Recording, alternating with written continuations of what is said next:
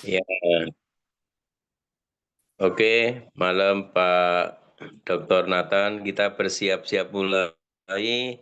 Minta kesediaan Pak Lukman aja ya Pak ya, berdoa untuk kita semua malam hari ini. Teman-teman, mari kita Saya berdoa berdoa ya. bersama-sama. Mari Ya, kita berdoa. Puji syukur kami persembahkan kehadirat-Mu yang kudus Tuhan atas segala pemeliharaan Tuhan dan kebaikan Tuhan hingga kami bertemu sore hari ini.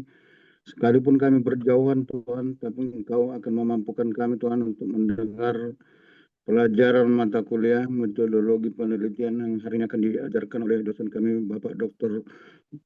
Jonathan Silalahi. Kiranya Tuhan menyertai kami, pelihara kami Tuhan dari awal, pertengahan hingga berakhir kuliah ini. Dalam tangan-Mu saja kami berserah, kiranya damai sejahtera Tuhan menyertai kami. Hapuskan segala dosa Tuhan, supaya kami dapat terima berkat Tuhan. Terima kasih Tuhan Yesus. Amin. amin. Terima kasih Pak Lukman Dolok Saribu. Silakan Sama-sama. Pak Dr. Nathan, kita bisa mulai. Terima kasih rekan-rekan semuanya. Malam ini kita lanjutkan dengan penyusunan atau menulis latar belakang masalah. Minggu lalu sudah saya singgung persiapan kita. Persiapan yang harus kita punya adalah literatur ya. Literatur, buku, artikel, jurnal yang berkaitan dengan variabel yang kita punya. Ya, variabel X dan variabel Y. Maka kita usahakan download dari jurnal, artikel, OJS, Open Journal System, baik juga dari e-book, ya banyak sekali sekarang. Maka kita punya amunisi untuk teorinya. Karena kalau kita tidak punya amunisi untuk teori, tentunya kita akan kebingungan. Kita mau mulai tulis dari mana? Kan biasanya begitu. Selalu permasalahan yang dialami oleh para penulis, mau penulis buku, karya ilmiah, skripsi, tesis, disertasi, itu sama. Ya, sama. Mau tulis dari mana? Apa dulu yang saya tulis? Padahal sebenarnya rumusnya sudah ada. Bapak Ibu, rumusnya itu sudah ada. Rumus menulis selalu ada dua, secara garis besar dan bahkan secara umum. Yang pertama adalah kita mulai menulis dengan teori yang valid. Ya, teori yang valid, teori yang sudah diakui secara umum. Artinya memang teori itu sudah diakui kebenarannya oleh lembaga-lembaga yang berlisensi.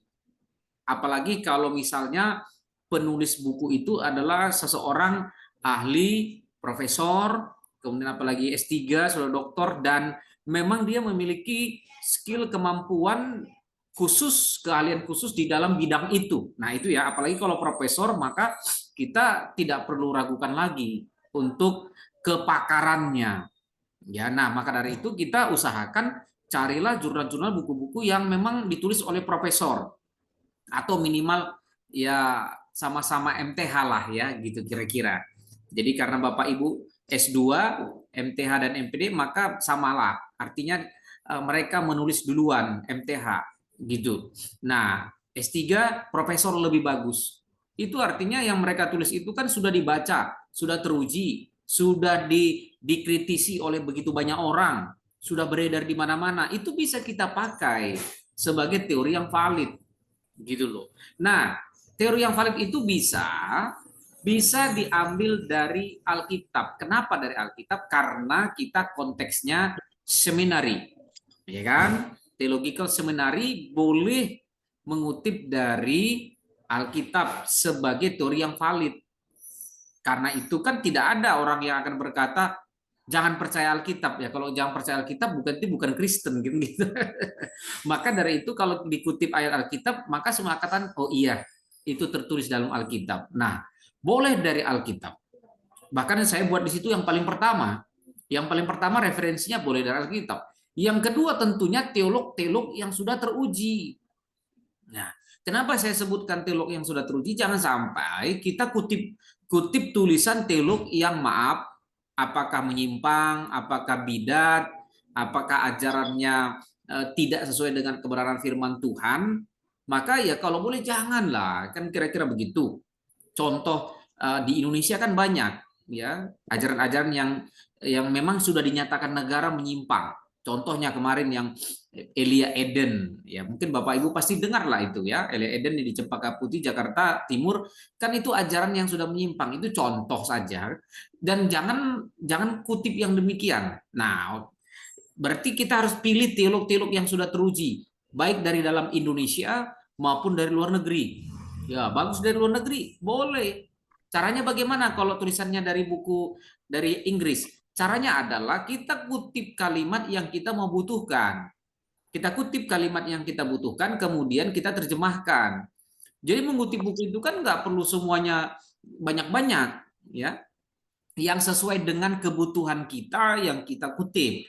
Kemudian kita terjemahkan, ya kan? Baru kita sebutlah nama teolog tersebut. Misalnya kita kenal misalnya teolog luar, contohnya dari luar misalnya Peter Wagner, contohnya dari luar. Kalau yang terdahulu abad-abad 18 ya Martin Luther, John Calvin, atau abad yang lebih tua lagi, bapak gereja yang lebih tua ya Agustinus, ya kan? Bisa ya yang lebih tua lagi.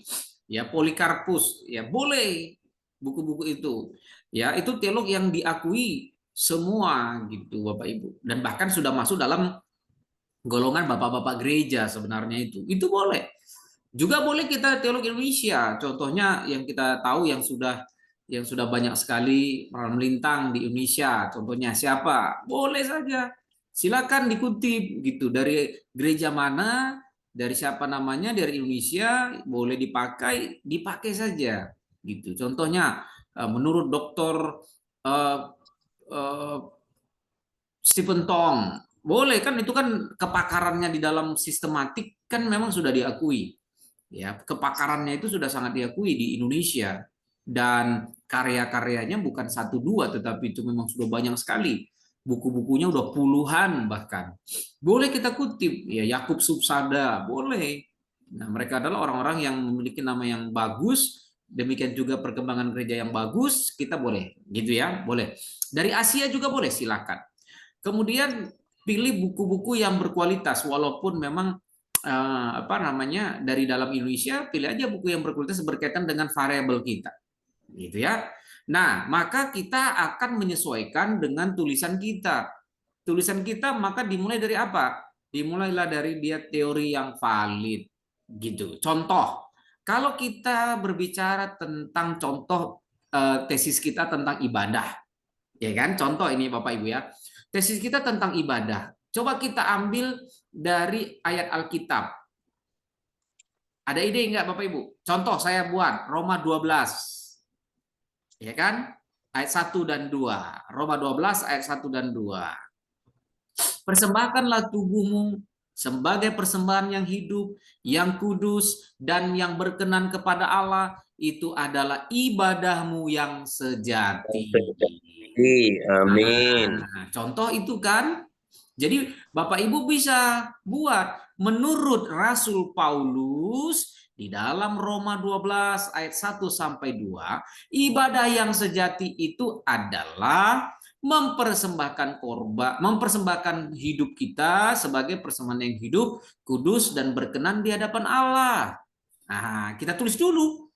Amin. Kita tulis dulu. Udah ada satu kalimat masuk. Sudah masuk satu kalimat. Nah, itu menurut Alkitab.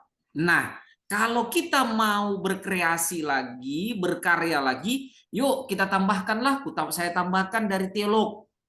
Nah, maka lanjutlah kalimatnya. Ya, selaras dengan apa yang diajarkan Alkitab.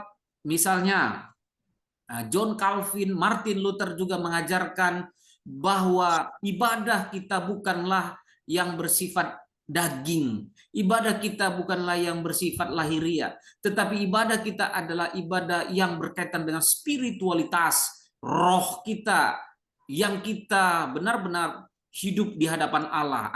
Contoh masuk lagi gitu. Jadi kalau kita misalnya ambil lagi beberapa teolog, beberapa buku lagi, boleh. Artinya apa?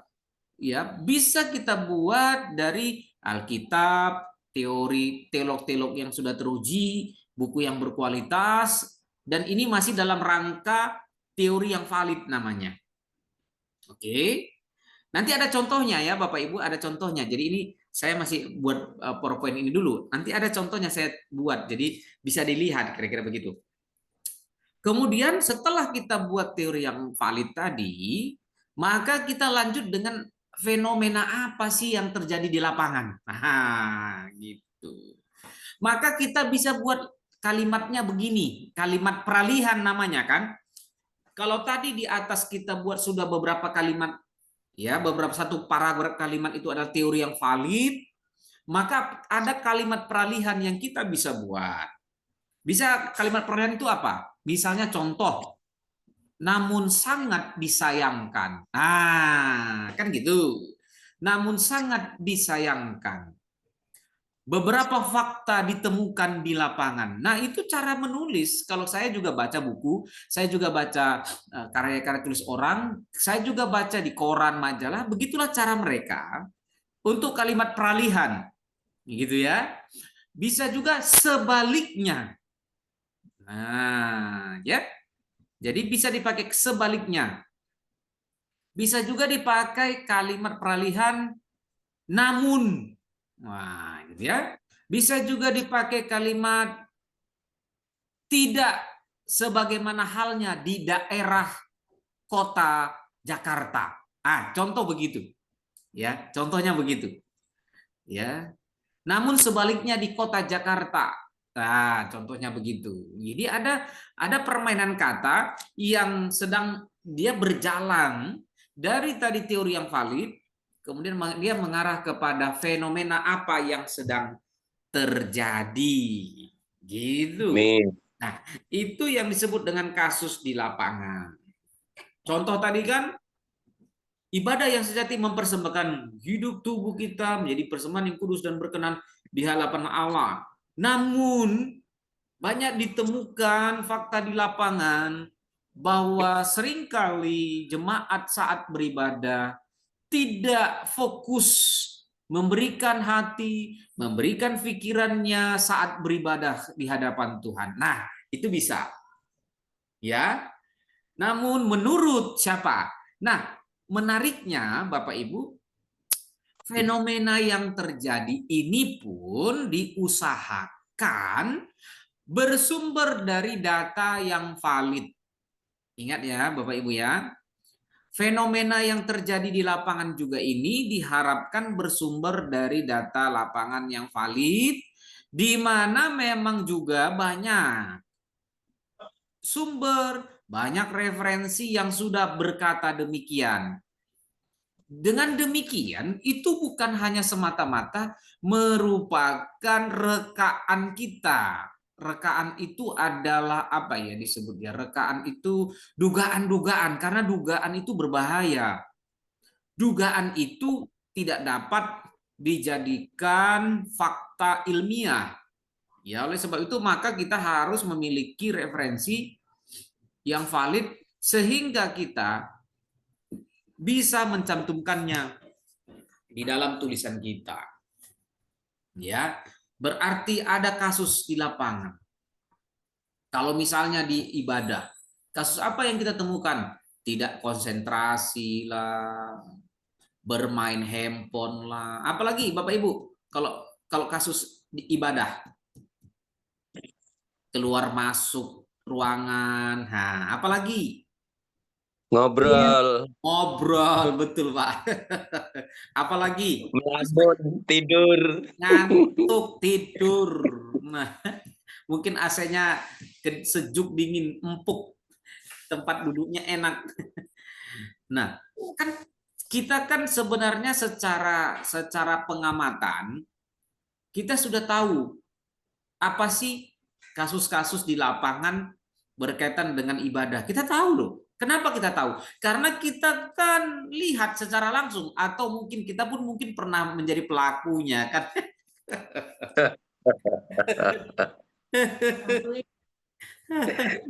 Iya, iya. Artinya itu memang fakta. Itu ya. Nah, itu yang saya maksudkan tadi, bahwa fenomena yang terjadi di lapangan itu harus merupakan suatu fakta yang benar-benar terjadi. Jadi orang waktu baca pun akan bilang iya, ini memang fenomena, ini benar gitu loh. Jangan sampai kita menduga-duga, orang bilang mana ini mah menghayal ini penulisnya. Nah, kalau kita menghayal ya berarti kita menulis non fiksi, tulisan karya non fiksi. Ya, itu Fiksi, Pak. bahaya. Yang menghayal fiksi, Pak. Fiksi, Tulisan ilmiah betul. yang non fiksi. Iya, berarti tulisan fiksi. Nah, itu yang berbahaya. Sedangkan karya ilmiah, skripsi, tesis, disertasi haruslah dia merupakan fakta di lapangan. Kemudian kita Amin. bisa kita lihat berarti ada gap ketidaksesuaian antara teori dengan fakta. Misalnya tadi kita katakan bahwa menurut Alkitab ya, bahwa ibadah itu adalah mempersembahkan tubuh.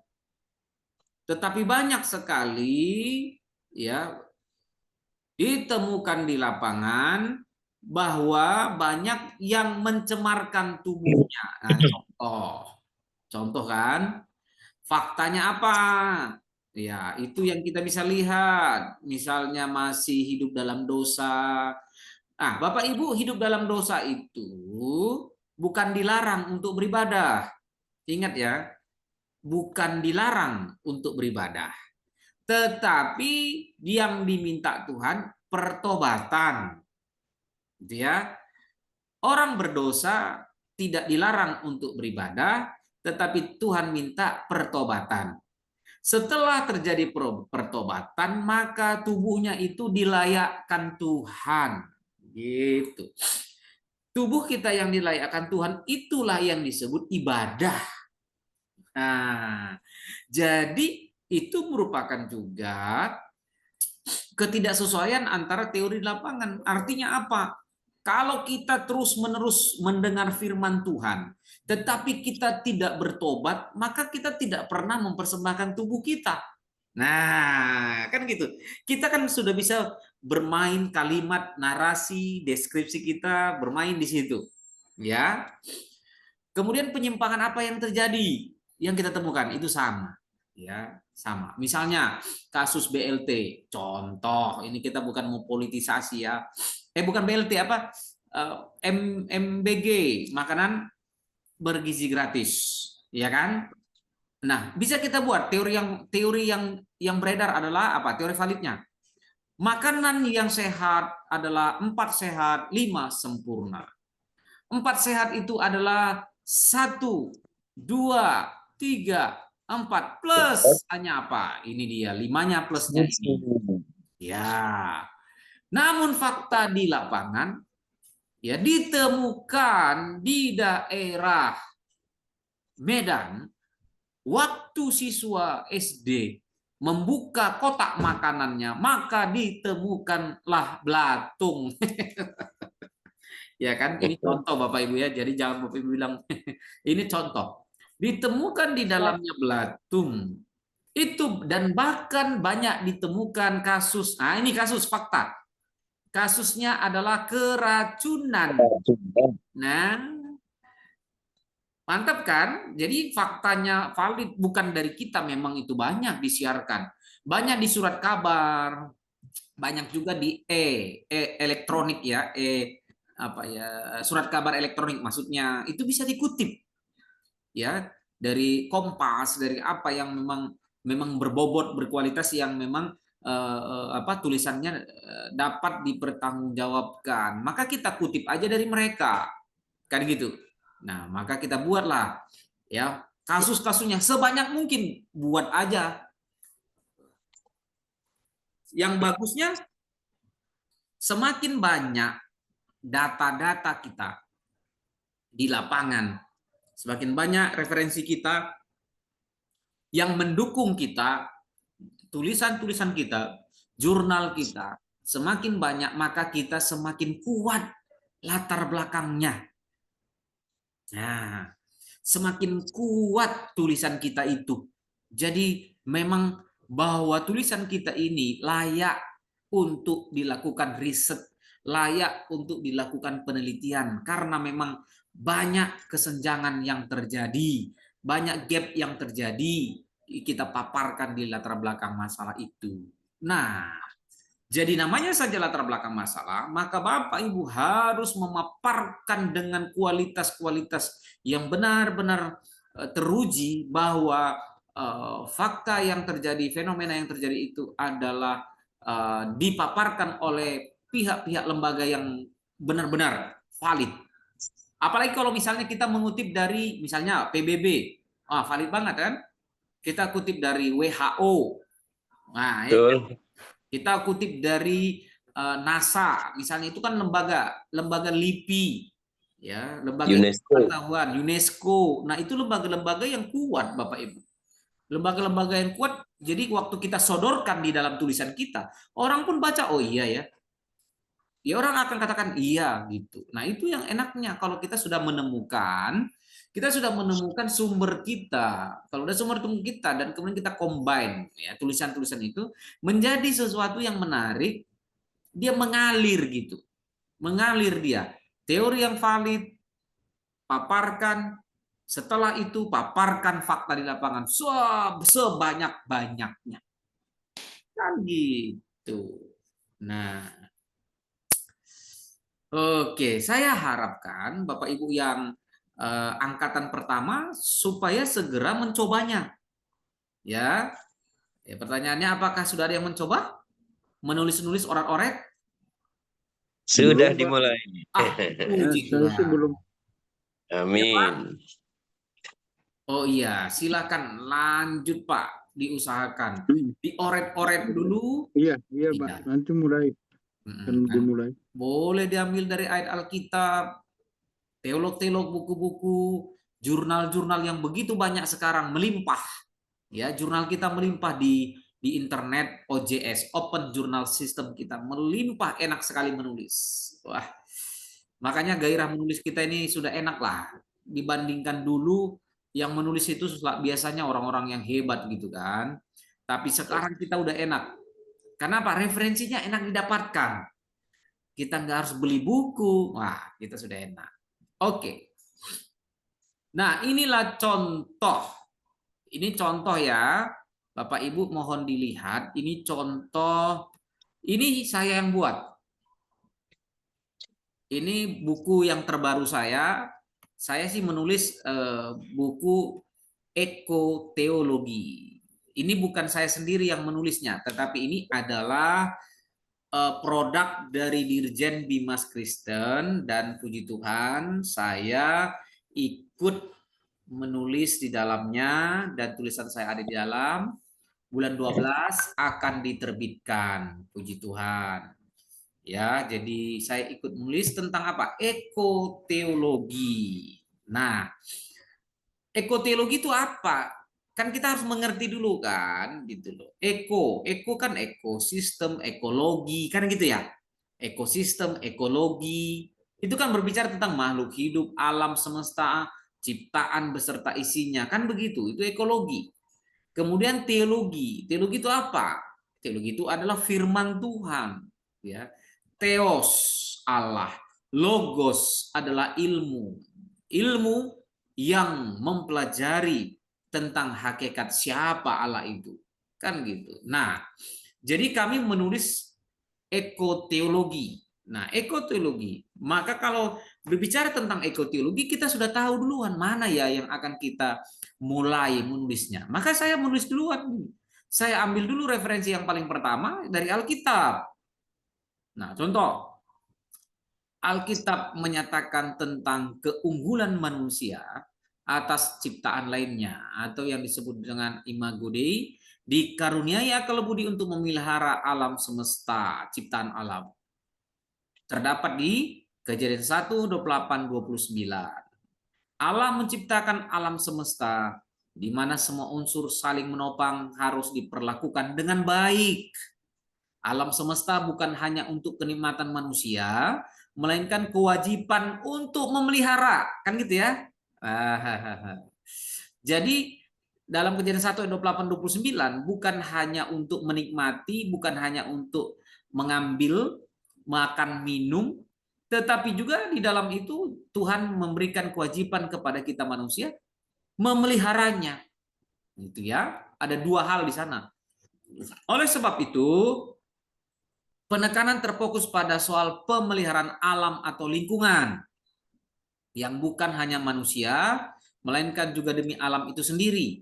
Alam adalah penopang kehidupan, dia berada bukan hanya untuk manusia, melainkan untuk ciptaan. Manusia harus menjaga dan memelihara alam untuk kepentingan bersama atau semuanya. Nah ini kan, jadi saya mulai dari apa? Dari teori yang memang kita akui bersama ini. Karena saya ambil langsung dari Alkitab. Kan gitu. Dan langsung saya tulis di sini ayatnya dari mana. Ayatnya ada di sini, Kejadian 1 ayat 28 sampai 29, jelas.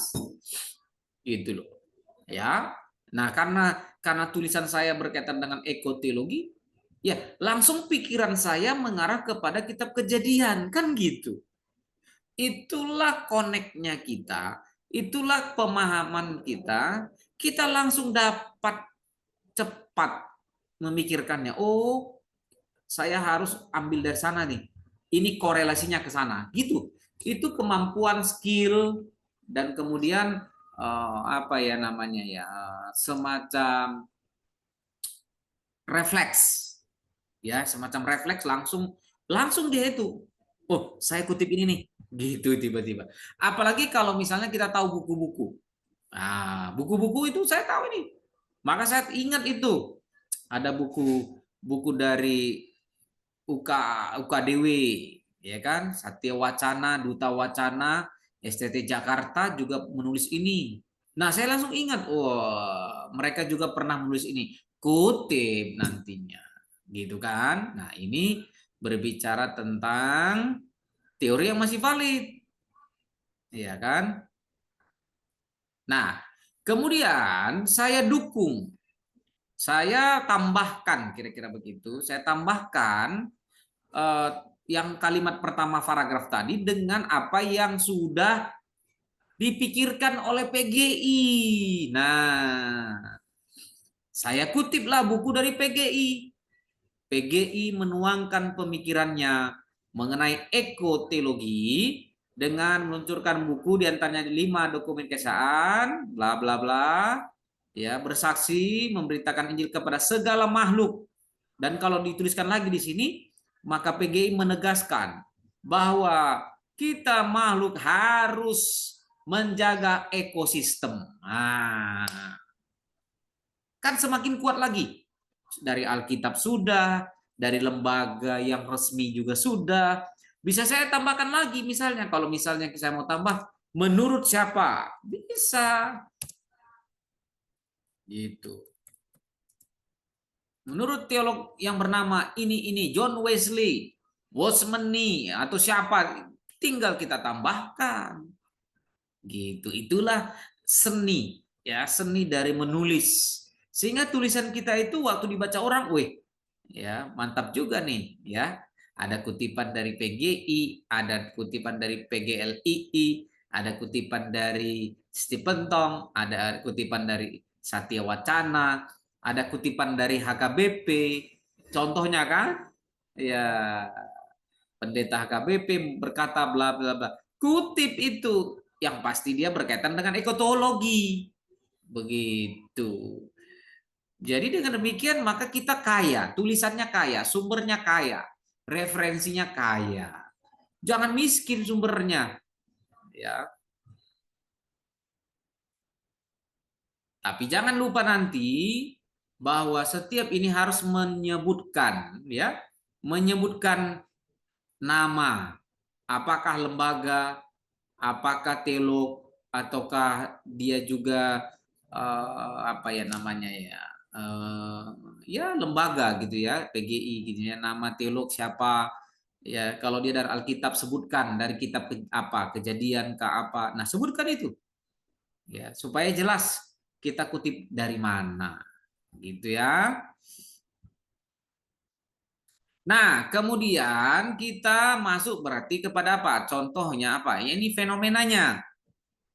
Ya, fenomenanya ya. Ya, coba saya minta siapa yang tolong baca ini. Saudara Pauline bisa baca dulu. Ya, ini fenomenanya yang saya temukan. Silakan. Baik.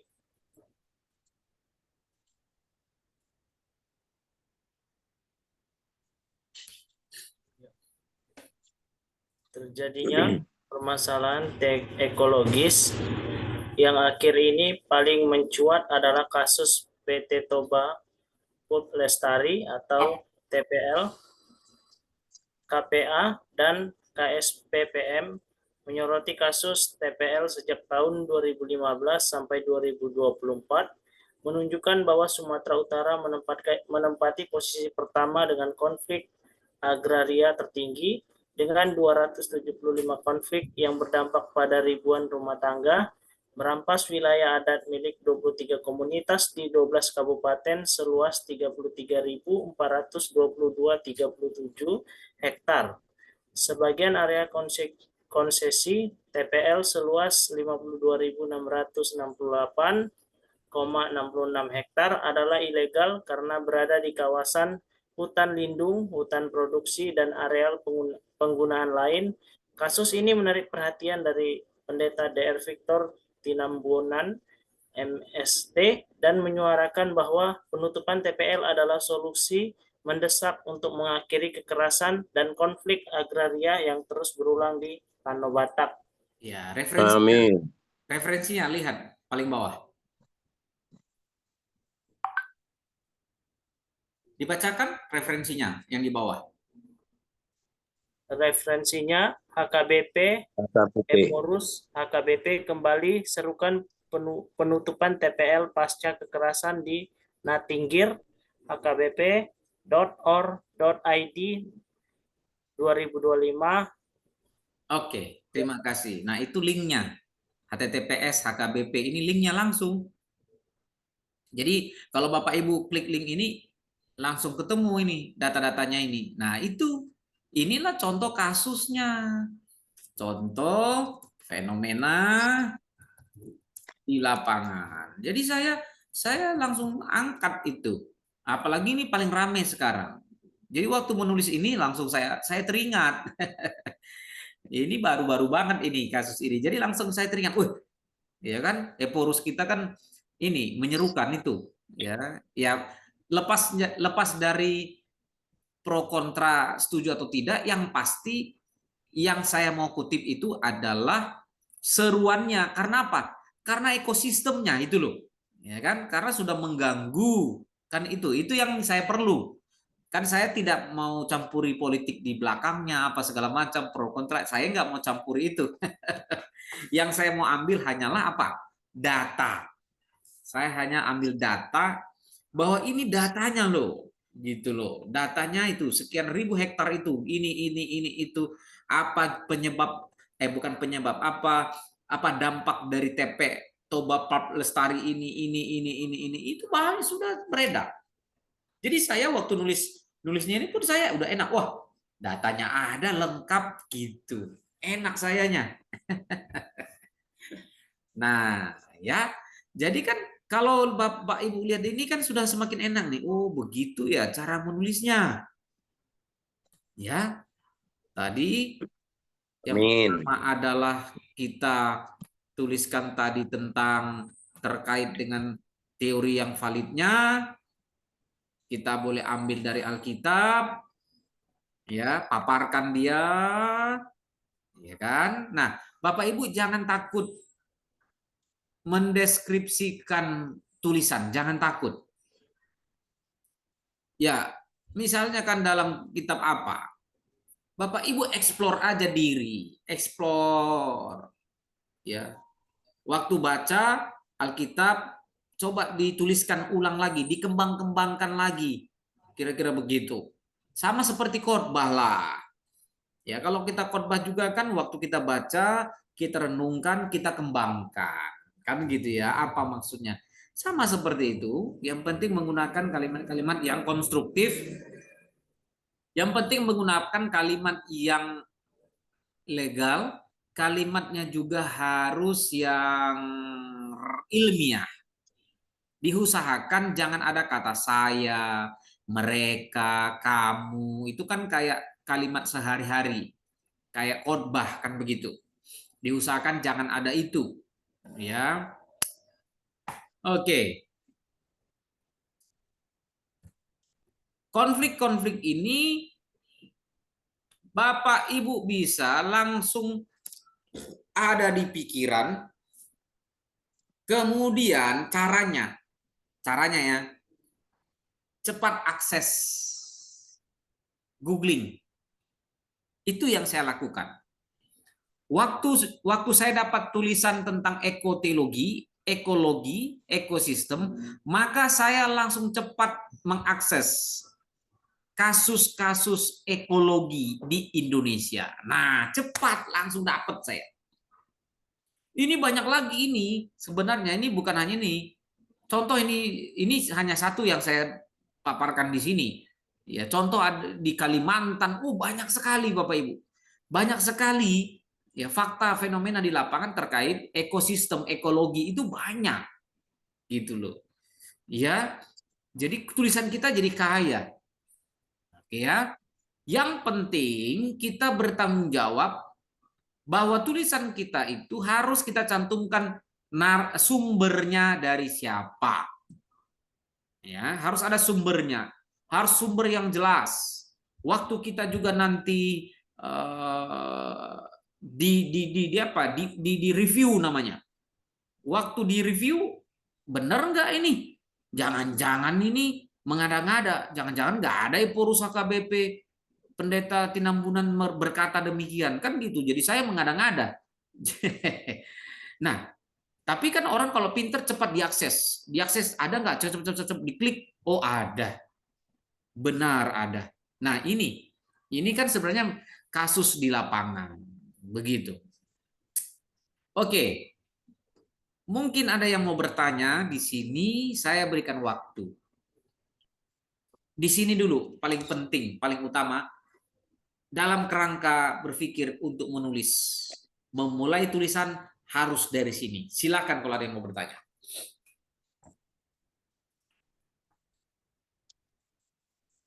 Saya mulai sedikit, Pak Dr. Nathan. Mari, Pak. Hal kecil teknis saja, apakah ada referensi minimum untuk tesis kita ya Pak ya? Iya, terima kasih Pak. Pada intinya sama, minimal 35 referensi Pak. 35 referensi, boleh itu merupakan buku, jurnal, artikel, boleh juga book chapter, e-book, katalog yang memang teruji dia. Ya, majalah juga boleh, majalah Kristen kan banyak juga majalah Kristen yang bagus. Boleh. Amin. Jadi artinya boleh 35 itu merupakan gabungan dari jenis-jenis literatur itu. Dan kalau Alkitab, cukup tuliskan saja Alkitab. Jadi jangan ditulis ayatnya. Misalnya tadi kejadian. Ya, kejadian ini, kemudian Roma, nanti terlalu banyak. Cukup tuliskan Alkitab gitu ya. Dan yang paling penting Bapak Ibu ketahui, minimal tesis Bapak Ibu itu 120 halaman minimal. Nah, itu Bapak Ibu harus tahu. Jadi minimal 120 halaman. Ya, itu nggak sulit kok. Yang penting ya perbanyak referensi, data-data, kemudian kembangkan pikiran-pikiran kita, pasti dapat. Ya, pasti. Iya. Pasti bisa. Oke. Ya, terima kasih Pak Dr. Nathan. Supaya ada acuan yang jelas, jangan sampai tesis yang kita buat nanti di bawah standar yang semestinya sehingga kurang layak begitu.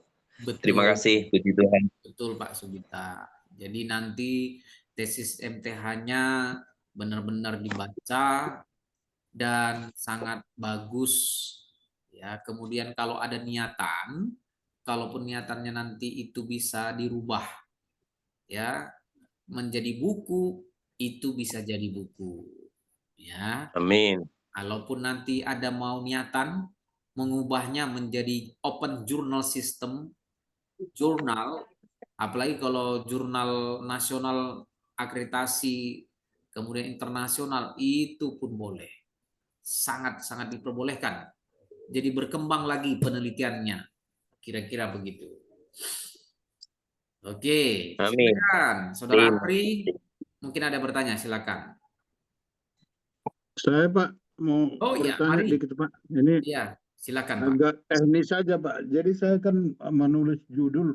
Ini sekalian Bapak dosen pembimbing saya nih. Jadi Iya, iya Pak. berkesempatan di mata kuliah ini contoh kasusnya gitu Pak. Iya Pak. Saya kan menulis judul ini, kemudian udah disetujui Pak, perubahan perilaku jemaat dalam kebaktian di era disrupsi dari kebaktian tatap muka menjadi kebaktian online. Saya sebenarnya baru ketemu judul ini Pak. Memulainya kira-kira harus dari mana saya memulainya ini Pak? Iya. Bapak, seperti yang kita tadi sampaikan, bisa dimulai dari variabel X, yaitu tentang ibadah. Iya, oh iya. Mulai dari ibadah, Bapak bisa ambil dari Alkitab, bisa kutip juga dari jurnal, ya, apa itu ibadah. Iya. Itu berlimpah, banyak sekali tentang ibadah. Kemudian Bapak juga ambil tentang ibadah online. Itu juga banyak. Apa itu pengertian dari ibadah online? Nah, kemudian setelah Bapak paparkan nanti itu, apa arti ibadah menurut Alkitab, menurut teolog-teolog yang ternama, menurut jurnal-jurnal, paparkan terus banyak itu Pak. Baru coba cari. Ya, ketik lagi di internet, di laptop, kasus-kasus yang terjadi di lapangan saat ibadah online. Nah, pasti Bapak temukan. Iya. Banyak Pak kasusnya Pak. Ya misalnya kita kalau ibadah online kan kita di rumah santai aja berpakaian Pak. Mau pakai kaos, celana pendek ya kan. Padahal kalau kita ibadah di gereja, mana mungkin bisa gitu Pak. Itu salah satu contoh yang buruk gitu Pak. Betul Pak. Jadi Bapak Ibu seperti tadi Pak Dolok Saribu, Bapak Ibu langsung saja ketik kasus yang ditemukan terkait judul Bapak Ibu gitu. Misalnya nih siapa yang legang nulis, Pika nulis tentang apa?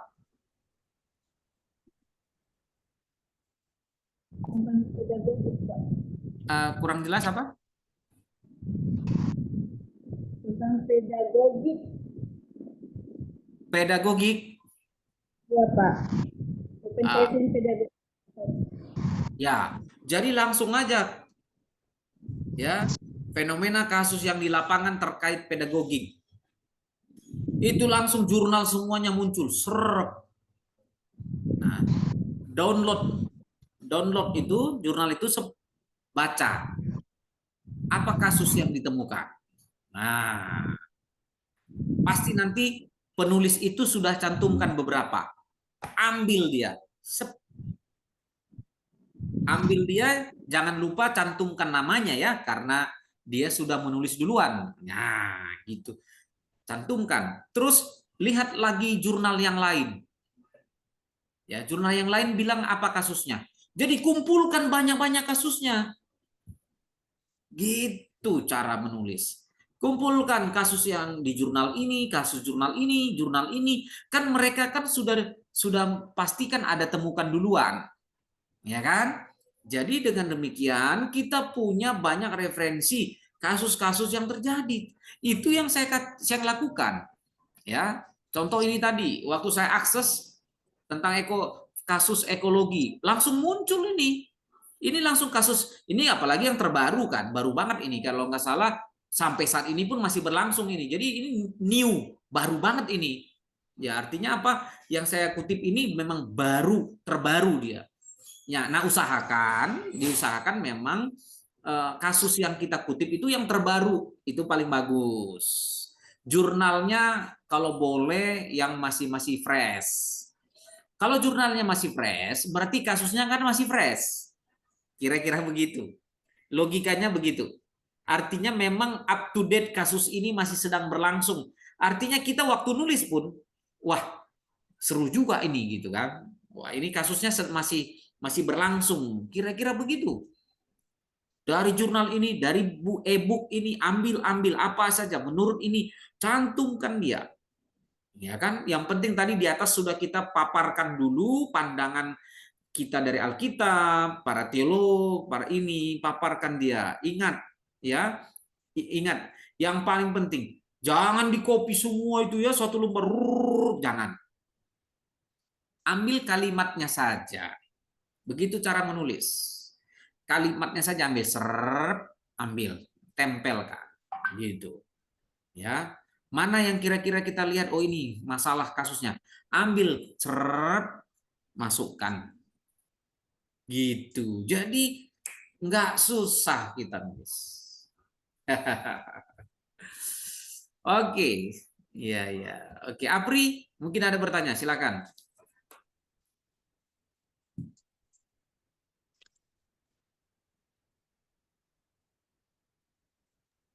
Iya, Pak. Ya, ada pertanyaan? Ya ada, Pak. Ya ada, Pak. Ya, ada yang lain, silakan. Ya, mari kalau ada pertanyaan. Ya, saya coba mau bertanya, Pak. Ya, mari saudara. Saya mau mastiin tadi Bapak bilang kalau kita nyusun latar belakang masalah kita mulai dari variabel X. Kalau saya karena saya pastiin saja karena kemarin kan waktu kita nyusun skripsi kita mulai dari variabel Y. Ya, Terus yang pertanyaan berikutnya mau bertanya apakah kita punya template untuk penyusunan tesis biar lebih seragam atau kalau enggak mungkin nanti sesuai dengan dosen-dosen pembimbing gitu. Begitu, Pak. ya. Oke, template kita nanti coba kita sampaikan ya. Kita akan kirimkan. Ya. Iya, Pak. Oke, dimulai dari variabel X atau Y. Ya, memang banyak ya saya juga sudah jelaskan bahwa sering saya jelaskan dimulai dari variabel Y untuk karena itu yang terikat, gitu kan? Ya, Iya, karena betul. itu yang terikat maka itu yang kita angkat duluan. Ya, tapi sebenarnya pada intinya sih sebenarnya nggak terlalu masalah. Ya, tidak terlalu masalah. Kalau kita lihat tulisan-tulisan buku-buku, ya, yang penting pada intinya fenomena di variabel X, fenomena di variabel Y itu terpenuhi dia. Ada dua-duanya, gitu ya. Ya, ada dua-duanya terpenuhi di dalam satu tulisan, maka itu menjadi sesuatu yang valid, begitu. Masalah kita mulai dari variabel Y, contoh itu seni sebenarnya. Itu seni menulis, ya seni menulis karena variabel Y itu kan yang terikat, ya. Ya. Contoh tadi misalnya tentang apa ya kompetensi pedagogik, ya kan. Nah itu variabel X-nya. Kompetensi pedagogik itu mempengaruhi apa? Oh, mempengaruhi perhatian siswa, kan gitu. Maka banyak orang mulai perhatian siswa. Maka dimulailah ya menurut teori belajar siswa itu memperhatikan gurunya sekian persen sekian persen sekian persen dan durasi lamanya pun ini ya kan, barulah dia nanti berakhir di variable X gitu ya. Nah saya rasa itu seni, ya itu seni menulis saja, boleh Iya, Pak. ya, boleh Ya, boleh disesuaikan. iya, Pak. Saya cuma mastiin saja nanti takutnya tersandung di sama dosen-dosen penguji kan. Jadi ada penguat nanti kalau ada alasan gitu. Iya. Ya. Hmm. Terima kasih, Pak. Ya, yang penting fenomena di lapangannya itu disodorkan, dijelaskan dengan bagus. Saya rasa sih pasti tidak ada masalah. Tidak ada Siap. masalah. Aman, Pak. Bagian dari seni menulis. Kira-kira begitu. Amin. Ya. Baik, Pak. Iya.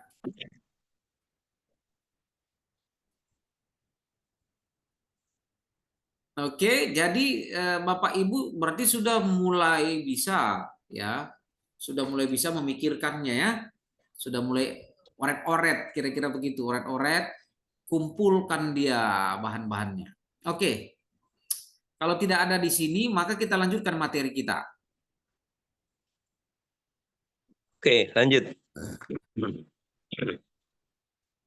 Nah, kemudian setelah selesai latar belakang masalah, maka kita lanjut identifikasi. Ya, identifikasi. Ya, namanya saja identifikasi. Mengidentifikasi itu berarti mengenalinya. Mengidentifikasi itu berarti mengenalinya, terus mencirikannya, terus apalagi identifikasi itu identik kan gitu ya. Ya, jadi itu berasal dari kata identik. Ya, jadi sebanyak-banyaknya kita identifikasi masalahnya. Sebanyak-banyaknya kita paparkan, ya, kita amati, kira-kira begitu.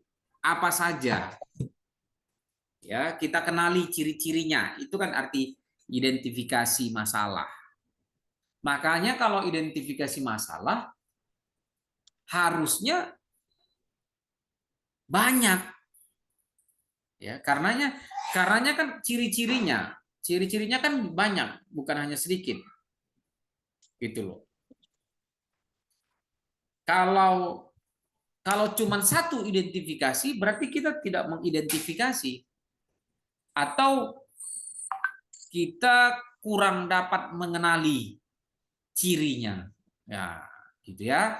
Jadi waktu kita membuat identifikasi masalah, beberkan saja ya sebanyak-banyaknya.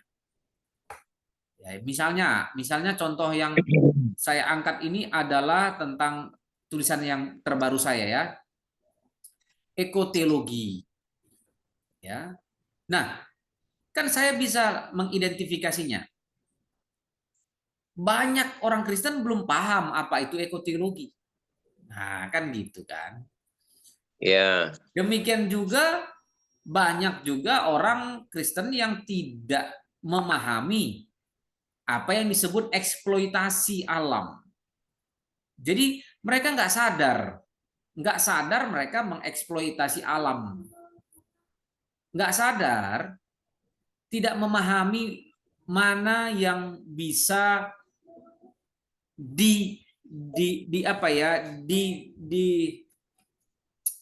kalau istilah alam itu gini, ini bisa dipakai, ini lahan ini bisa digunakan, lahan ini bisa dipakai untuk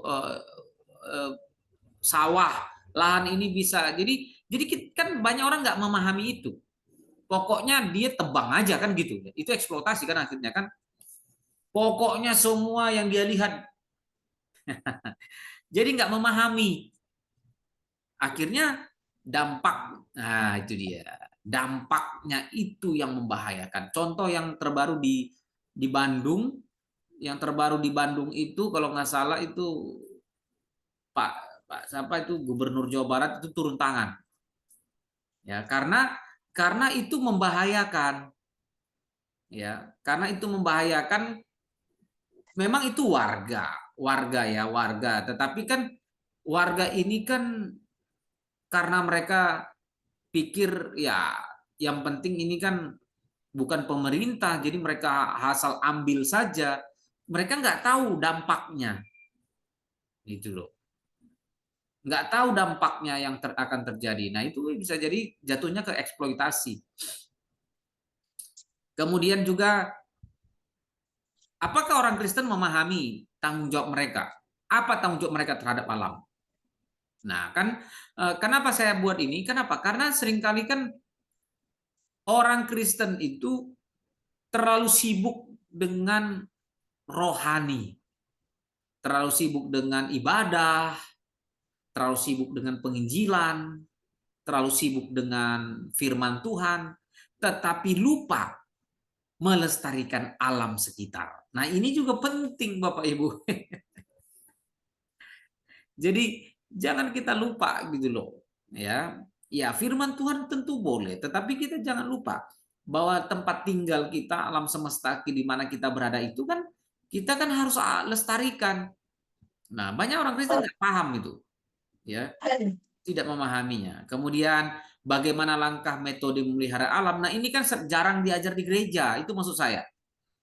Jarang Ya, dikhotbahkan di gereja untuk memahami memelihara alam semesta, melestarikan lingkungan, melakukan misalnya yang paling minim kan bersih, ya, bersih, menjaga kebersihan, tidak membuang sampah pada sembarangan. Nah, contoh-contoh yang begitu kan paling konkret, banyak sekali jarang dikhotbahkan di gereja. Ya, nomor 5, pihak-pihak mana saja yang bertanggung jawab dan kontribusi untuk menjaga kelestarian alam. Ya, itu. amin. Ya, Pak Nathan, Ya, sebentar. Apakah bisa ditambahkan ya. misalnya banyak orang Kristen ternyata tidak peduli dengan kelestarian alam, Pak? Sangat boleh, Pak. Sangat boleh. Bahkan banyak orang Kristen yang maaf ya. Ya itu dia. Ya. Justru ikut dalam perusakan lingkungan. Contoh, Ya, itu juga bisa tambahkan lagi. iya. Contoh itu Samosir, Toba Samosir itu Pak, airnya sudah tercemar, Pak. Ya, itu tercemar. Nah, itu apa limbah pabrik itu dibuangnya ke situ lagi. Padahal Danau Toba itu sangat jernih, bagus, ikan banyak di sana, itu mata pencarian masyarakat, semuanya. Tetapi ternyata ada orang yang demi kepentingan dirinya sendiri, pokoknya yang penting limbah pabrik bisa disalurkan, dibuang ya dibuang aja gitu. Nah, itu yang begitu. Ya, Pak. Itu. Tuhan. Jadi yang penting Bapak Ibu memahami apa itu identifikasi gitu loh. Identifikasi itu benar-benar Bapak Ibu apa ya, memikirkan dengan baik. Ya, mengidentifikasi, mengenali ciri-ciri dari masalah yang ada. Itu dia. Ya. Oke. Kalau misalnya tentang apa ya, contohnya kita buat, ini sekalian praktis kita buat. Contoh identifikasi tentang apa ya, tentang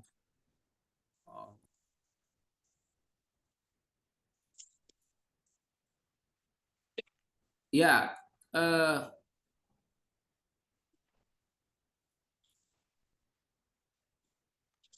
kesaksian artis di gereja. Ini contoh. Nah, coba Bapak Ibu identifikasi. Jadi kasusnya adalah fenomena di gereja saat ini banyak sekali gereja-gereja yang mengundang artis bukan hanya menyanyi, tapi udah kesaksian dan sekaligus jadinya berkhotbah mereka. Padahal bukan notabene hamba Tuhan, pelayan Tuhan yang ditabiskan.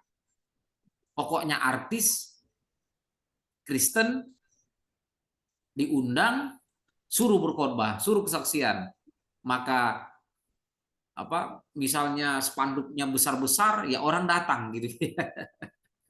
Orang cepet-cepet berbondong datang karena ya itu. Oke, coba identifikasi ini dulu ya. Coba silakan Bapak Ibu. Dimulai dari siapa dulu? Dasar teologianya kurang, Pak. Kalau kesaksian dari artis itu kan hanya berdasarkan pengalaman. Sebenarnya secara teologi itu yang saya lihat banyak juga hamba-hamba Tuhan yang pendeta nggak berlatar belakang teologi. kemudian berkhotbah gitu. Jadi Ya. ceritanya itu hanya misalnya mengutip satu firman Tuhan, itu aja nanti disambung. Padahal kan firman Tuhan itu kan ada latar belakang segala macam. Itu Ya. misalnya disampaikan pada saat kapan mereka nggak paham sampai sejauh itu, Pak. Jadi Betul. menurut saya teologianya sangat dangkal gitu. Itu Iya. salah satu persoalan ketika kesaksian itu dilakukan oleh orang-orang yang tidak paham dengan atau yang tidak belajar teologi gitu, Pak. Betul. Berarti akan berakhir kepada teologi yang dangkal. Betul sekali, Pak. Itu nomor satu. Amin. Ya. Kan, Bapak Ibu lagi. Lanjut.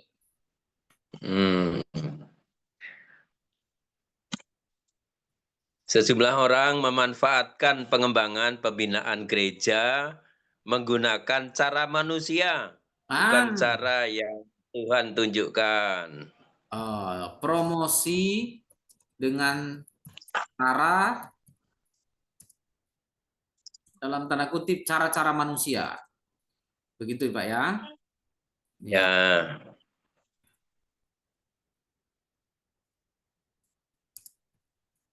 Atau mungkin cara-cara duniawi gitu, Pak. Ya, manusia duniawi hampir maksudnya serupa. Ya. Oke, itu dia, betul. Lanjut, silakan.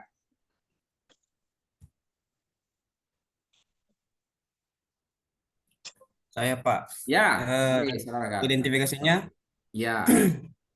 apakah dengan mengundang artis bersaksi atau berkhotbah di gereja mempunyai pengaruh penting dalam perkembangan iman atau kerohanian jemaat setempat? Ya. Apakah iman jemaat bertumbuh mendengar ya kesaksian itu ya? Oke. Betul, Pak. Iya, Pak. Oke. Ya, lanjut. Mari, silakan yang lain. Bapak Ibu, silakan. Coba identifikasi. Karena Bapak Ibu nanti akan mempraktekkan dengan tesis Bapak Ibu masing-masing. Jadi sekalian praktis kita di sini. Oke, silakan.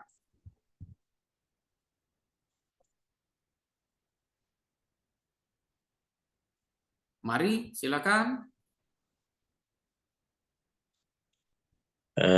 Sejumlah gereja hanya mencari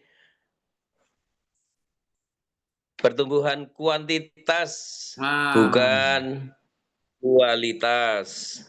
Gereja mencari kuantitas. Yang penting rame gitu, Pak ya. Nah, ya. Ya. Bukan kualitas. Iya, betul. Iya, betul. Ada satu Bisa lagi. jadi berkaitan juga Ya. dengan kantong persembahan, Pak. Iya.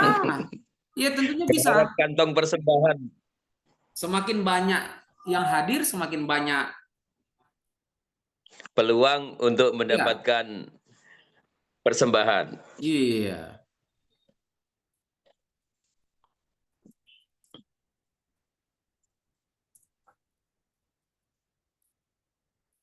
Ya, bisa jadi, Pak. Nah, ada satu yang sebenarnya belum Bapak Ibu paparkan. Apa itu? Bahwa Alkitab berkata, ya, Alkitab berkata bahwa tidak boleh sembarangan orang untuk menyampaikan firman Tuhan, berkhotbah, itu nggak boleh sembarangan. Ya, itu terdapat di mana? Ya, itu terdapat di Titus, ada di Timotius. Tes, halo? Ya. Oh, ya masih dengar ya? Saya takut sinyalnya nggak bagus. Amin. Ya, Rasul Paulus bilang, janganlah orang yang baru bertobat. Nah, Jadi orang yang melayani Tuhan, orang yang menyampaikan firman Tuhan, tidak boleh orang yang baru saja bertobat, nggak boleh. Artinya apa? Dia harus benar-benar orang yang sudah dimuridkan, orang yang sudah bertumbuh, orang yang sudah kuat dan berakar, barulah boleh untuk melayani Tuhan.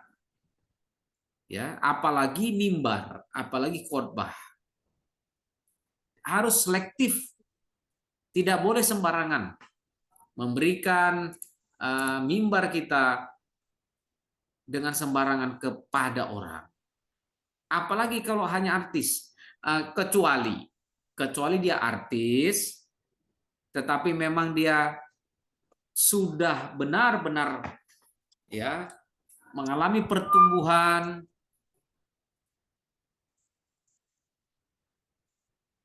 dan memang benar-benar dia sudah melayani, teruji dia, sudah teruji imannya, sudah terbukti juga dia berbuah, maka tidak ada masalah Bapak Ibu.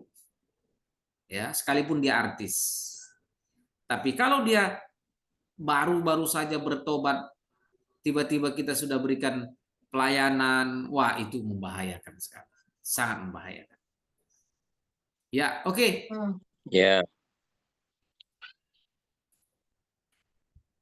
Itu identifikasi masalah ya. Berikutnya kita batasi dia. Pembatasan masalah. Namanya saja sudah pembatasan masalah. Ya, berarti Bapak Ibu batasi.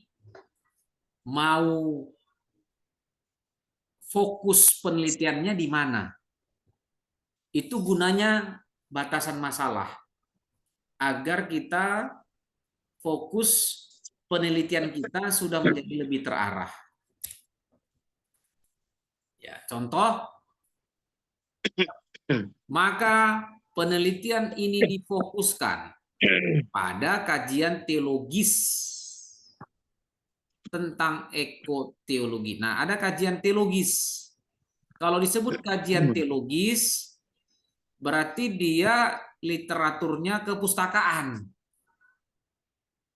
Ya, kalau disebut teologis. Berbeda kalau misalnya studi kasus. Atau kalau misalnya kita selain teologis, kita ada penelitian sejarah. Ya kan? Ya, kalau kita meneliti suatu sejarah, misalnya sejarah Injil masuk ke Tanah Batak, sejarah Injil masuk ke Pulau Nias, itu adalah kajian sejarah. Berarti literatur-literatur kita yang berkaitan dengan buku sejarah. Kalau kajian teologis, berarti memang kita mendalami dari Alkitab, dan kemudian kita meneliti pandangan-pandangan teologis yang sudah terdahulu, kemudian juga kita kembangkan kembali penelitian kita yang kita dapati. Itu kajian teologis. Ya, jadi batasi dulu Bapak Ibu mau yang mana. Itu loh. Ya, penelitiannya itu penelitian apa dulu. Ya. Gitu. Kalau misalnya Bapak Ibu penelitiannya mengarah kepada kuantitatif, ya berarti bukan kajian teologis. Ya kan? Ya, kalau kajian teologis itu berarti dapat dipastikan dia kualitatif. Gitu. Maka dari judul kita pun sudah ketahuan. Ya, sudah ketahuan dari judul. Apa judul kita? Gitu loh. Ya. Kalau kita ambil ya misalnya kajian teologis ya misi pelayanan Rasul Paulus, ya berarti kita teologis, kan gitu. Kalau misalnya kita teliti, ya penelitian di gereja, ya penelitian di gereja yang sifatnya adalah kuantitatif, maka kita nanti pakai SPSS. Tergantung Bapak Ibu. Ya sebenarnya ya tergantung judul Bapak Ibu. Maka nanti kita dapat batasi dia. Oke, contoh kalau Pak Cibro judulnya apa Pak?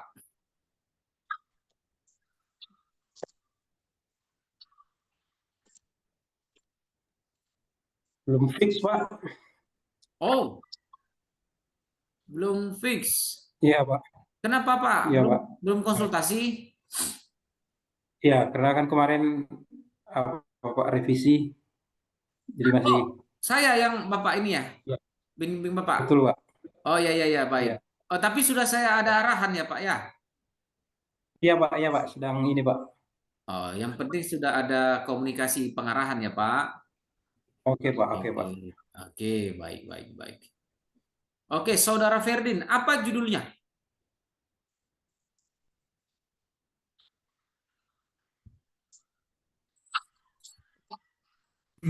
Kalau saya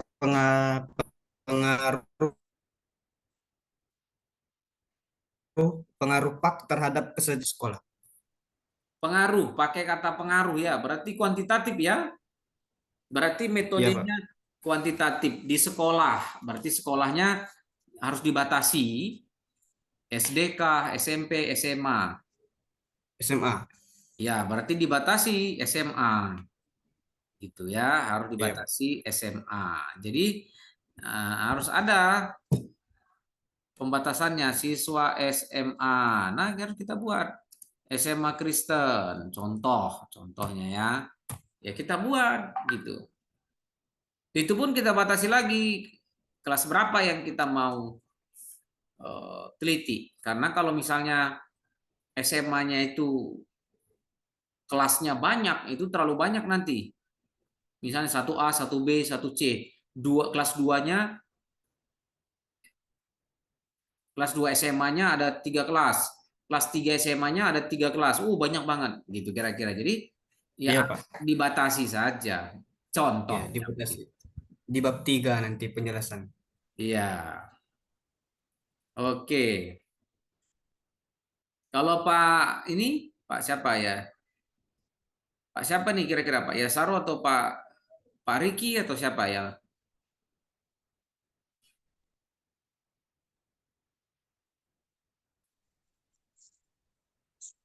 Ya, silakan Pak Yasaro. Silakan. Ya, silakan teman-teman.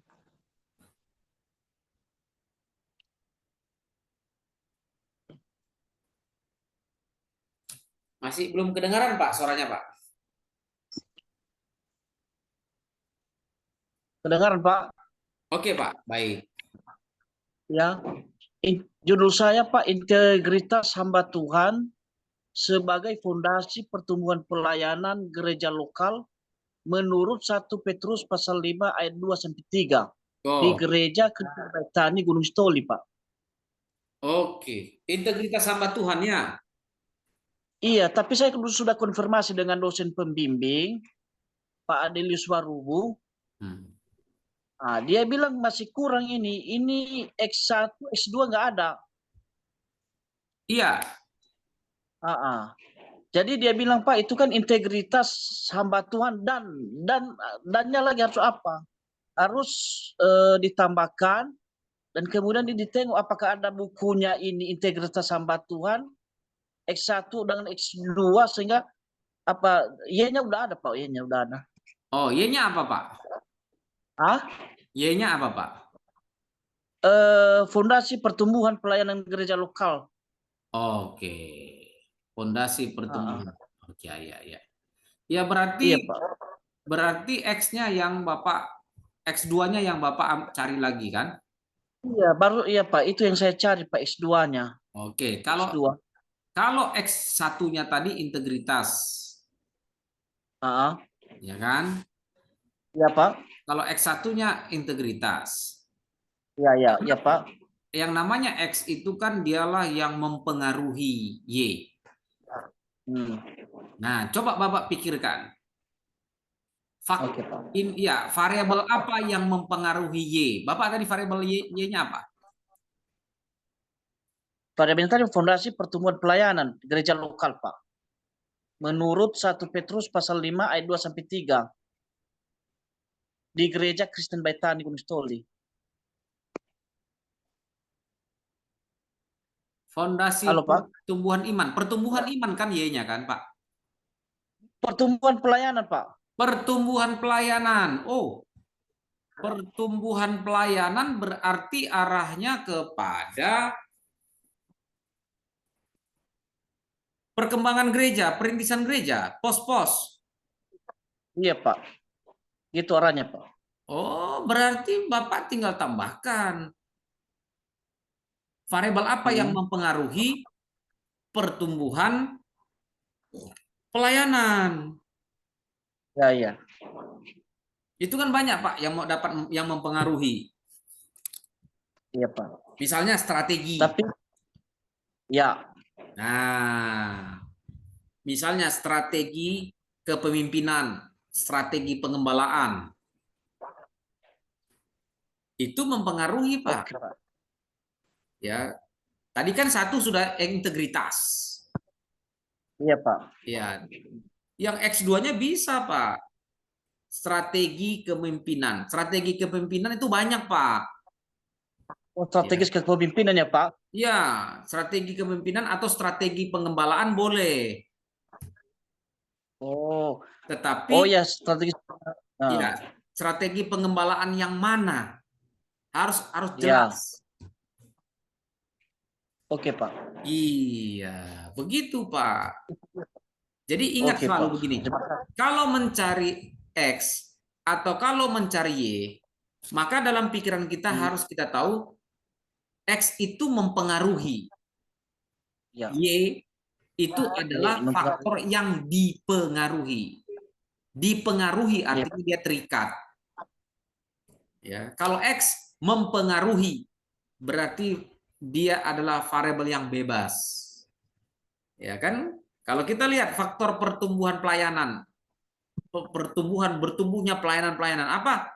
Pasti sangat erat kaitannya dengan kepemimpinan dan penggembalaan.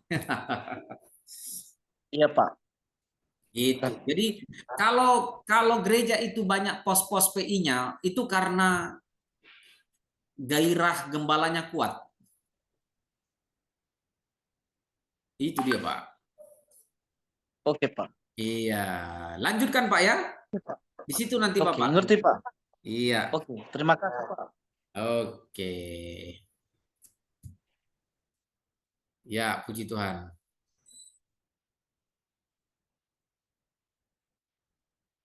Oke, Bapak Ibu, apakah ada lagi? Silakan didiskusikan terkait juga judul tesis, boleh kita sharingkan ya.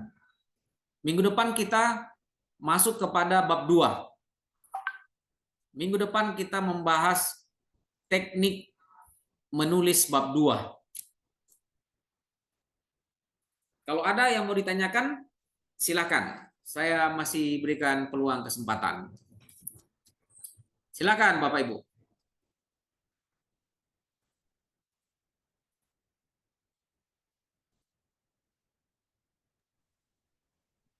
Izin Pak Dr. Nathan. Baik, silakan Pak Dimas, mari. Ya, ini saya dari minggu lalu memantapkan lagi untuk judul tesis ya Pak. Iya.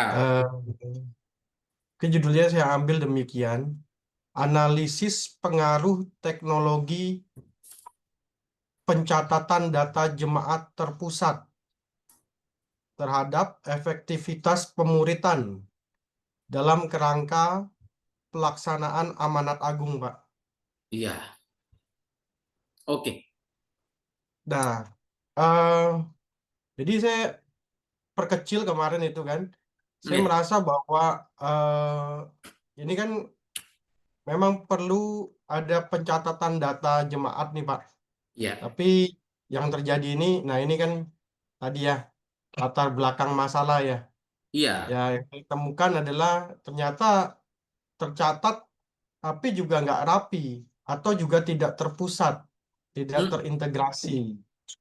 Nah, jadi sehingga ya terhadap ini gereja lemah lah Pak, ya sehingga jemaatnya kita nggak tahu gitu kan, atau mungkin nggak terupdate lagi, atau yang sudah pindah atau yang gimana, ya. Nah ini efektivitas pemuritannya juga jadi melemah Pak.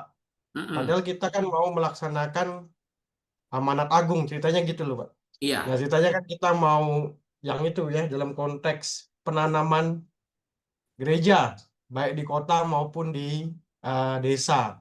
Ya, saya ngerasa bahwa kalau kita nggak berhasil memuridkan, itu ya Pak ya, termasuk saya juga nggak berhasil dimuridkan, maka nggak ada beban ini terhadap amanat agung itu, ya nggak ada.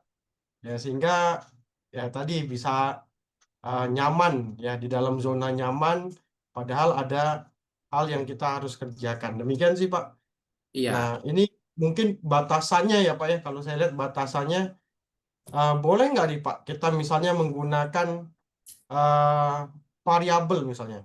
Jadi terhadap gereja X gitu di kota Tangerang misalnya gitu Pak. Mau tanya aja sih Pak Nathan. Ya, memang Demikian Pak. memang sebaiknya dibatasi wilayahnya, Pak. Dibatasi wilayahnya. Misalnya Bapak ambil gereja titik-titik di Kota Ah, Tangerang. Jadi batasannya di Kota Tangerang saja, Pak. Karena nanti kalau Jabodetabek contohnya itu kan luas banget. Ya, luas ya. banget. Saya pikir nanti bermasalah itu kalau terlalu luas. Ya, itu yang pertama.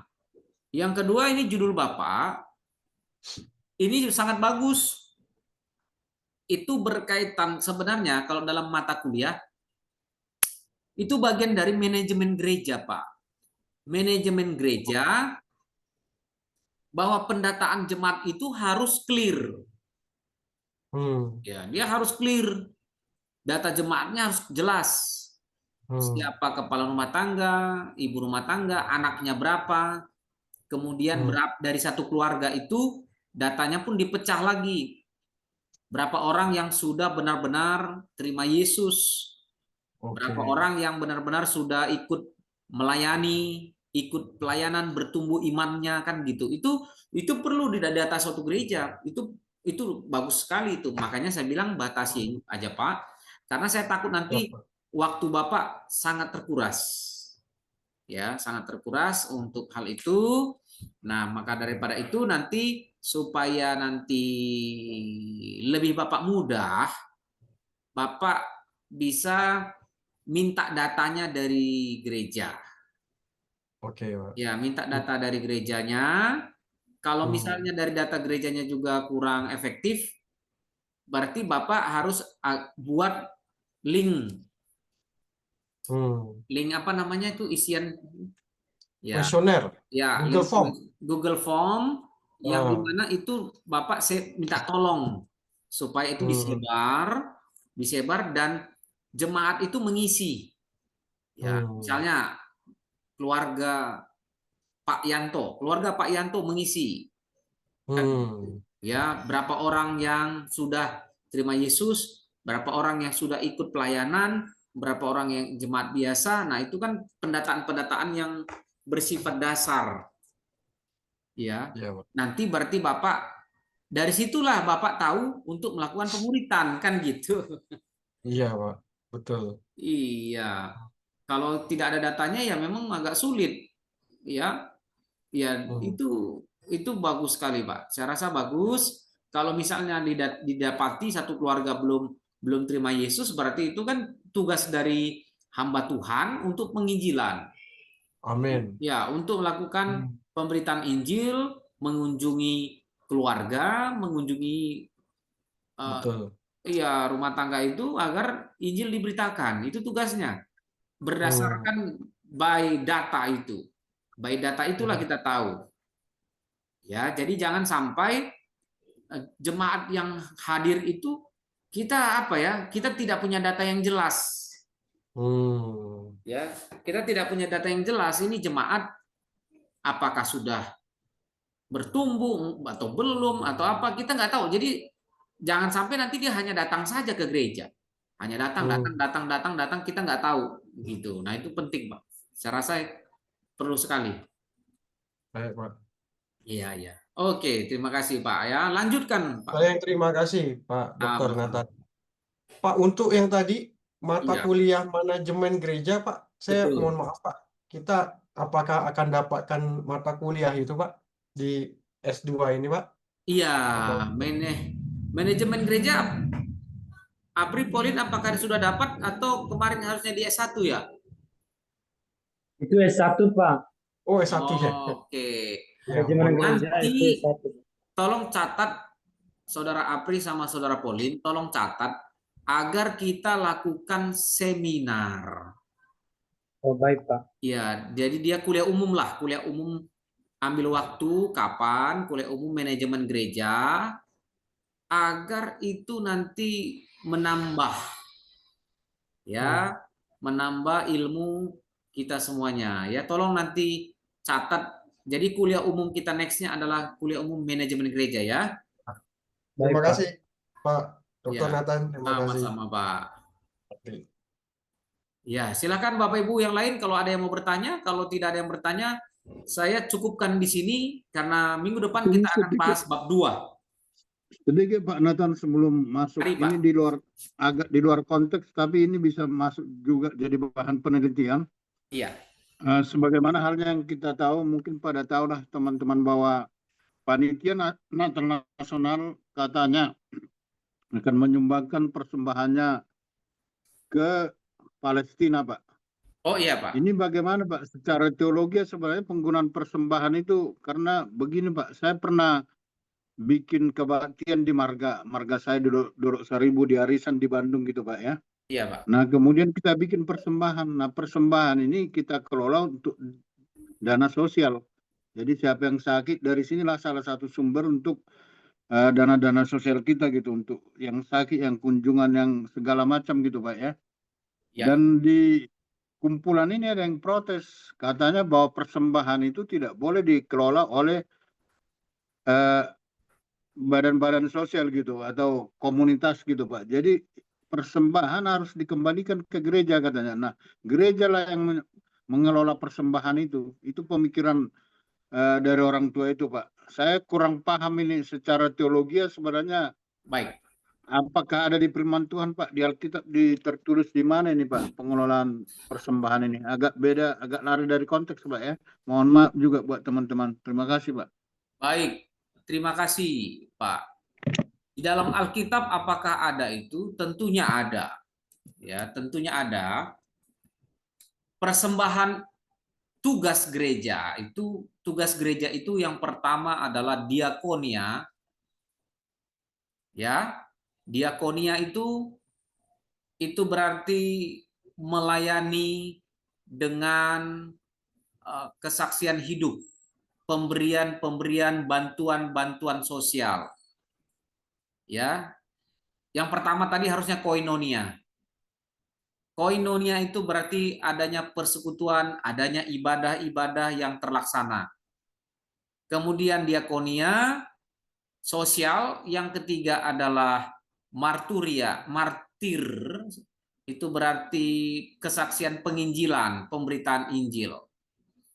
Nah, jadi 3 tugas gereja ini itu sangat diperbolehkan untuk mengumpulkan persembahan. Jadi ada persembahan diakonia, ada persembahan koinonia, ada persembahan marturia.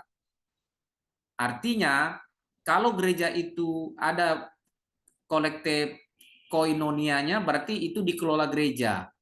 Kalau ada persembahan diakonianya, berarti itu nanti harus diberikan kepada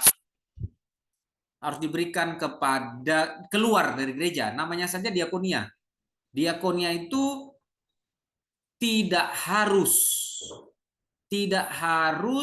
di dalam gereja. Tidak harus. Bahkan marturia pun tidak harus di dalam gereja. Ya, diakonia itu boleh diberikan kepada janda-janda miskin jemaat kita di dalam internal, tetapi diakonia juga bisa kepada orang non-Kristen. Jadi gereja kalau misalnya mau nyumbang kepada non-Kristen boleh nggak? Boleh dong. Masa nggak boleh gereja menyumbang kepada non-Kristen? Boleh. Kan gitu. Pertanyaannya sekarang adalah apakah pas? Ya, ini masalah etis. Apakah pas kalau persembahan Natal dikumpulkan dan kemudian mau diberikan ke Palestina? Sebenarnya mau diberikan kepada siapapun boleh-boleh saja. Ya. Apakah sinyal saya bagus, Bapak Ibu? Bagus, Pak. Bagus. Kalau di saya bagus. Bagus, Pak. Bagus, bagus. Oh, bagus ya. Oke. Ya, terima kasih. Jadi persembahan diakonia itu mau dikasih kepada orang Kristen di dalam internal, mau dikasih kepada non-Kristen, yang namanya diakonia kepada siapapun boleh. Tapi kalau kita masuk kepada internal sinode gereja, maka gereja nanti berhak memutuskan, Pak. Itu masalahnya, Pak. Kalau sistem gerejanya, maka mereka akan rapat. Ya, mereka rapat dulu, setuju atau tidak setuju. Barulah diambil keputusan, ketok palu. Oke. Misalnya kita ingat dulu kan apa namanya itu, bencana alam di Nias, saya ingat dulu bencana alam di Padang, apa namanya, tsunami itu kan gereja HKBP kan memberikan persembahan, ya kan? Iya. Kita berikan, tapi memang paling banyak memang di kantong Kristen yang kita kasih. Ya, padahal sebenarnya kepada siapapun itu nggak ada masalah itu. Ya, tapi tergantung memang karena di dalam pengurus ini ada pengurus masalahnya. Mereka lah yang tarik menarik itu. Tarik menarik pendapat mana yang lebih cocok. Ya kita berikanlah kepada bencana tsunami yang diniaskan orang Kristen, maka diberikanlah ke Nias. Nah, pertanyaannya bagaimana kalau persembahan Natal? Nah, kita berikan kepada Palestina. Kalau saya secara pribadi ya sebenarnya tidak terlalu masalah menurut saya. Tidak terlalu masalah, tetapi ada beberapa hal yang penting. Yang pertama, apakah memang harus ke situ yang kita beri? Itu masalahnya. Apakah memang harus ke situ kita beri? Orang kemarin aja Menteri Agama sudah kasih berapa? Menteri apa, Pak, kemarin yang beribu ton itu? Aduh.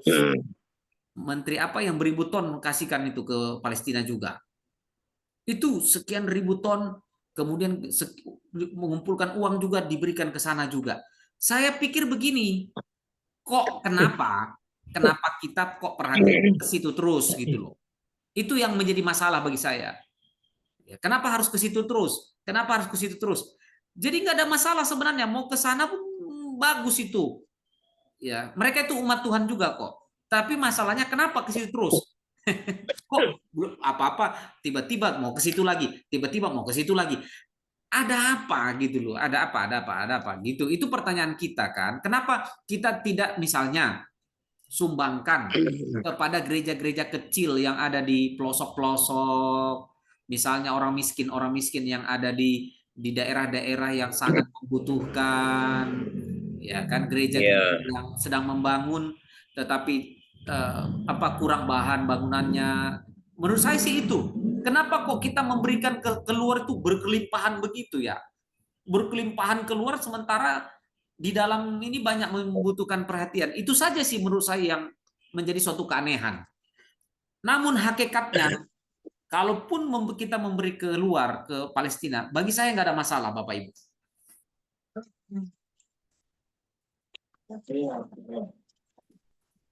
Amin. Iya. Amin. Bagi saya nggak ada masalah. Tetapi kenapa harus ke situ terus-terusan? Gitu, itu aja. Artinya, Pak Sugita, begini Pak Sugita, ada PGI, ada PGLII. Maksud saya begini, menteri itu tersebut, beliau yang menyatakan itu, kenapa tidak minta pandangan PGI dan PGLII itu? Itu menurut saya. Kenapa nggak dipertimbangkan? Gitu loh Pak. Kalau itu dipertimbangkan, dirapatkan, ada PGI, ada PGLII, rapat bagaimana. Maka mungkin PGI akan bilang, Pak Menteri, jangan dulu ke sana. Ada rem. Gitu, Pak. Memang satu politis, yang kedua kalau orang Indonesia termasuk orang Kristen tidak mendukung Palestina dianggap kurang nasionalis, Pak.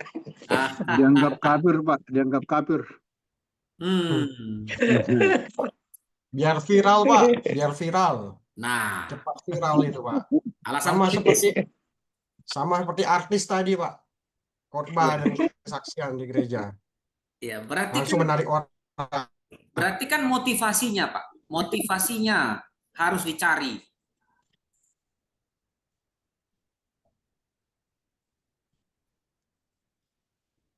Ya kan? Motivasi memberinya apa?